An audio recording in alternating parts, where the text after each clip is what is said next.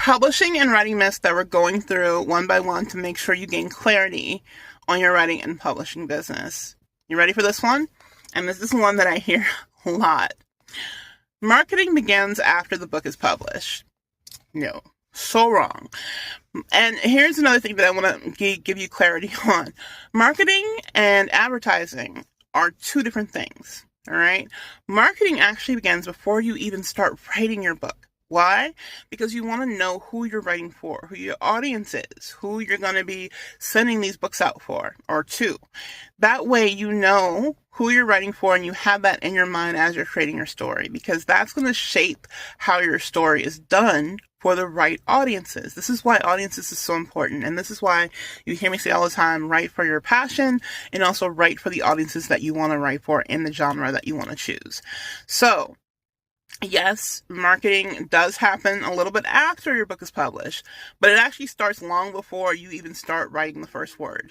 And that's doing market research on your audience and on your books, looking what other authors are doing. How are they promoting their books? What social media platforms are they on?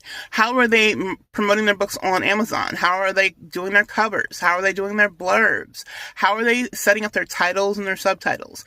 Now, this doesn't mean you're copying. You're using to see what's familiar and popular in those genres to be consistent with those genres for your own book. Difference between just copying of someone's book and just doing the same thing they're doing. You're looking for trends in the actual content of how all these authors together are doing it. For example, do they all use a certain color or a certain font or a certain style? Do they open their book a certain way? Those are things that you want to look at to see how they're set up, because that's going to help you see how to shape your book.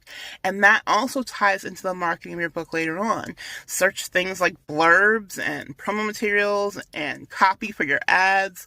All of that comes from what you do before you even start writing. So keep this in mind when you go into your writing your book. Marketing starts long before you actually put word to page. All right. So if this helped you and gave you any kind of clarity when it comes to marketing and any kind of clarity when it comes to advertising, keep in mind this is for you. And hopefully this series is helping you gain clarity on these myths. And if it helped you, comment, like, and follow, and I'll talk to you soon.